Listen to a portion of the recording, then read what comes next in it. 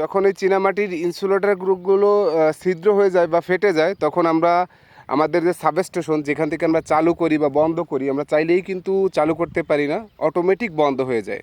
অর্থাৎ ওইখানে ত্রুটি থাকার কারণে বা ফল্ট থাকার কারণে লাইন অটোমেটিক চালু করার সঙ্গে সঙ্গে হাতের উপরেই ট্রিপ করে বন্ধ হয়ে যায়।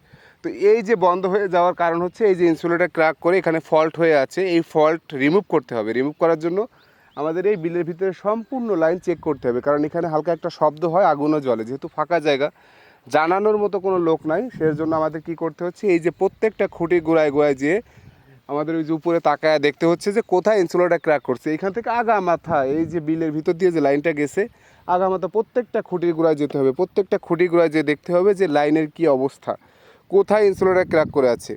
তো এই যে ফল্ট, এটা কিন্তু নিরসন করতে হবে, এটা খুঁজে বের করতে হবে, বের করে নিরসন করে এখানে যে সমস্যা আছে সেটা সমাধান করে তারপরে হচ্ছে আমরা যখন বিদ্যুৎটা চালু করব আবার চালু হয়ে যাবে। তো এই যে আপনারা বলেন যে আসলে বিদ্যুৎ থাকে না কেন, লোডশেডিং নাই, তাহলে ঘন্টার পর ঘন্টা বিদ্যুৎ বন্ধ কেন? দেখেন গত পরশুদিন রাত্রে বজ্রপাত হয়েছে, যার কারণে আমাদের ইনসুলেটর ক্র্যাক করে হচ্ছে অবস্থা।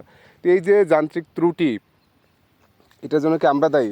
আমরা তো লাইন নির্মাণ করে দিচ্ছি। আর এই যে বিলের ভিতর দিয়ে পায়ে হেঁটে, কাদার ভিতর দিয়ে যে হাঁটু সমান কাদা, এর ভিতর দিয়ে হেঁটে হেঁটে আমাদের এই যে লাইনটা চেক করা লাগতেছে। আপনাদেরকে যদি আমি একটু পিছনে ক্যামেরা দিয়ে দেখাই আসলে যে কি অবস্থা, যে প্রত্যেকটা একদম আগা মাথা বিলের ভিতর দিয়ে লাইন চলে গেছে, এই পাশেও বিলের ভিতর দিয়ে, এই পাশেও বিলের ভিতর দিয়ে।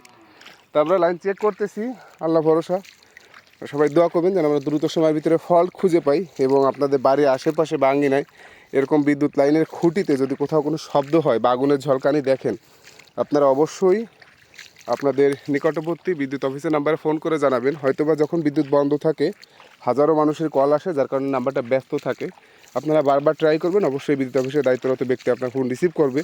আর যদি একান্তই কোনোভাবে যোগাযোগ করতে না পারেন, দয়া করে প্লিজ আপনারা একটু অফিসে চলে আসবেন, এসে অফিসে জানাবেন।